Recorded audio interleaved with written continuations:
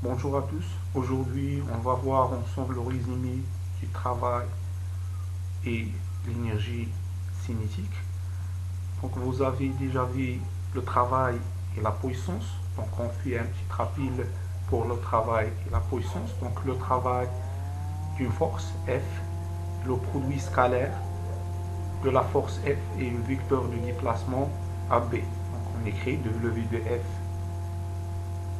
égale F scalaire AB égale F fois AB fois cos l'angle entre F et AB. Donc le travail il est soit positif, donc on dit que le travail est moteur, c'est-à-dire la force F favorise le mouvement, ou bien le travail il est négatif, donc on dit que il est résistant, le travail il est résistant, c'est-à-dire que le travail, la force F défavorise ou bien s'oppose le mouvement. Et aussi, et le travail soit nul, donc on dit que la force F ne travaillait pas. Et aussi, la puissance notée P, il y a la puissance moyenne égale le travail d'une force sur la durée nécessaire pour effectuer ce travail. Et aussi, le travail instantané, il est défini selon le cas. Donc, dans le cas de mouvement de translation, toujours la puissance instantanée P égale le produit scalaire de la force F et le vecteur vitesse, bien la vitesse V. S'il y a le mouvement de rotation, donc la puissance instantanée égale le mouvement d'une force, pour F, fois la vitesse angulaire oméga. Maintenant, on va essayer de définir l'énergie cinétique. Donc l'énergie cinétique notée toujours au C. Donc il y a aussi deux cas. Donc dans le cas de mouvement de translation, l'énergie cinétique d'un corps S en mouvement donc dépend de deux grandeurs, c'est la masse du corps et aussi la vitesse de centre d'inertie V. D'accord? Donc l'énergie cinétique dépend, dans le cas de mouvement de translation, de la masse M et la vitesse V. Donc on écrit OC égale 1 demi mv carré avec m, donc m la masse de corps en kilogrammes et v la vitesse de centre d'inertie de le corps S en mètres par seconde. Donc par conséquent nous pouvons dire que l'énergie cinétique c'est la moitié du produit de la masse et le carré de la vitesse de centre d'inertie V de le corps S. Dans le cas de mouvement de translation, si on a le corps en rotation autour d'un axe d'état, donc on définit, donc dans ce cas-là, le corps qui est en mouvement de rotation est caractérisé par deux grandeurs. Donc G d'état, c'est le moment d'inertie, et oméga, la vitesse angulaire, tous les points du corps solide, les moments de rotation, avec une vitesse angulaire oméga. Donc on écrit l'énergie cinétique au C égale 1 demi G delta fois oméga carré. Donc avec G delta c'est le moment d'inertie du corps S par rapport au delta, donc dépend du corps en kg mètre carré, l'unité internationale de moment d'inertie, et oméga la vitesse angulaire toujours en radian par seconde. Donc nous pouvons dire aussi l'énergie cinétique d'un corps solide en mouvement de rotation toujours égale la moitié de produit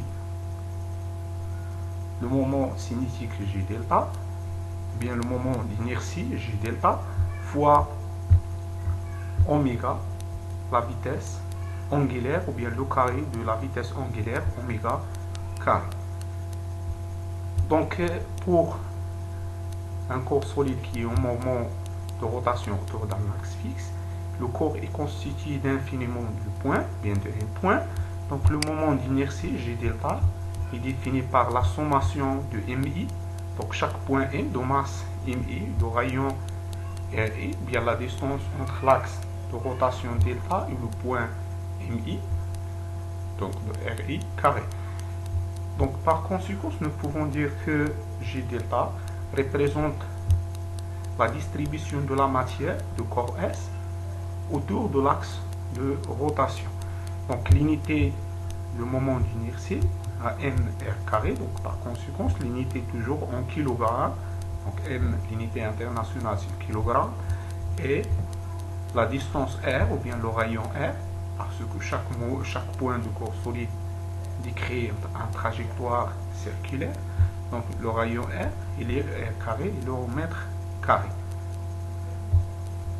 Donc maintenant on passe au théorème d'énergie cinétique. Le théorème d'énergie cinétique c'est la base de ce cours. Donc dans un repère galiléen, la variation de l'énergie cinétique d'un corps solide au moment de rotation ou bien au moment de translation, donc toujours égale la somme algébrique des travaux du force exercée ou bien du force extérieure exercée sur le corps S entre deux instants ou bien deux positions, par exemple A et B. Et on écrit delta OC, d'accord, on écrit delta OC, la variation de l'énergie cinétique entre deux points A et B, ou deux positions A et B, égale aussi B, d'accord, donc l'énergie cinétique au point B, moins l'énergie cinétique au point A, donc la variation de l'énergie cinétique, égale la sommation, bien, la somme algébrique des travaux de force exercée sur le corps entre A et B.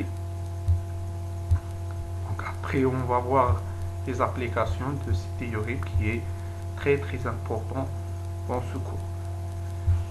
Donc ici nous pouvons remarquer que la somme des travaux, puisqu'il est la somme algébrique, il est soit positive soit négative. Donc si la somme algébrique du travaux du force exercée est négative, donc on dit qu'il est résistant. Dans le cas qu'il est résistant, donc il est nul. La variation delta S aussi est nulle, donc par conséquent l'énergie au point B il est moins que l'énergie au point A, d'accord.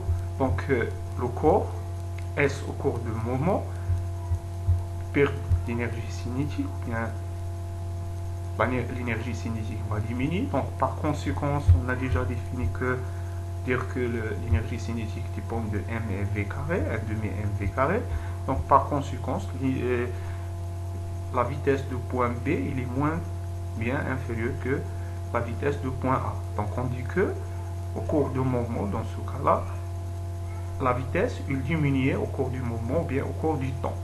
Dans l'autre cas, donc lorsque la somme des travaux du force extérieure il est positive, d'accord, donc on dit que la somme des forces il est moteur, donc c'est-à-dire il favorise le mouvement du corps S.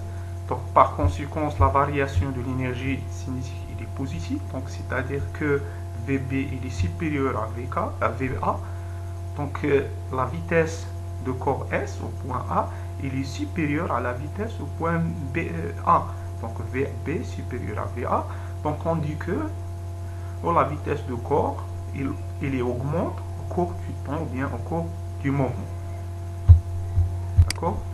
Ce cas-là, la vitesse de corps S il augmente au cours du temps, donc parce que les forces favorisent le mouvement.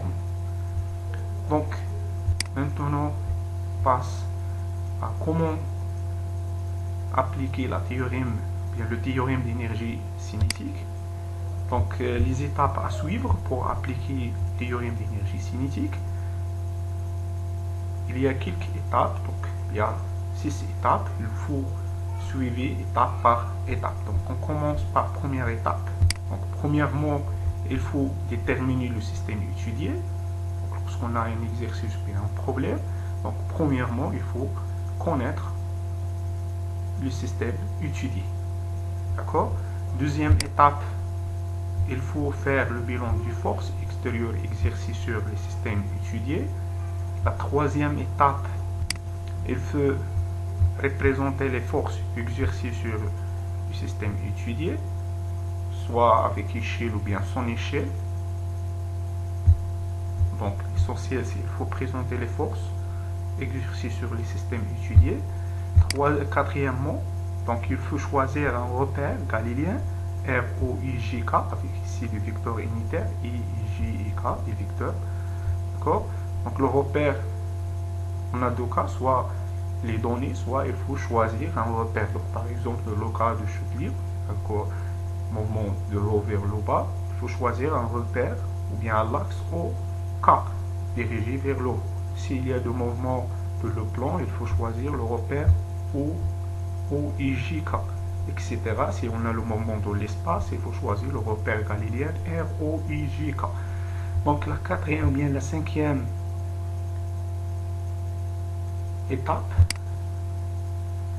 il faut calculer les travaux des forces exercées ou bien appliquées sur les systèmes étudiés. On a déjà déterminé ici les forces, donc il faut calculer les travaux de chacune des forces appliquées sur le système étudié. Donc la dernière étape, donc l'étape 6, donc ici important, donc il faut appliquer le théorème d'énergie cinétique entre deux positions ou bien deux instants. Donc il faut déterminer l'état initial et l'état final, ou bien l'instant initial et l'instant final, par exemple entre A et B, ou bien B et C, etc. Donc ce qui permet, donc le théorème, ce qui permet de calculer soit la vitesse de cours, soit le travail d'une force, soit l'intensité d'une force, soit aussi la masse du cours ou bien la distance du déplacement, le déplacement AB par exemple, bien BC, etc. C'est ça dans le cas du moment de translation. Et s'il y a le moment de rotation, il permet de calculer aussi soit la vitesse angulaire oméga, soit le travail d'une force, soit le moment d'une force, soit l'intensité d'une force, soit la masse ici, soit aussi la distance ou bien l'arc, bien l'angle de rotation d'un corps solide, etc. Donc ici, c'est l'importance de le théorème d'énergie cinétique. Il permet de déterminer plusieurs grandeurs physiques. C'est la fin de cette vidéo. J'espère qu'elle est très utile pour vous. N'oubliez pas de partager la vidéo avec les amis.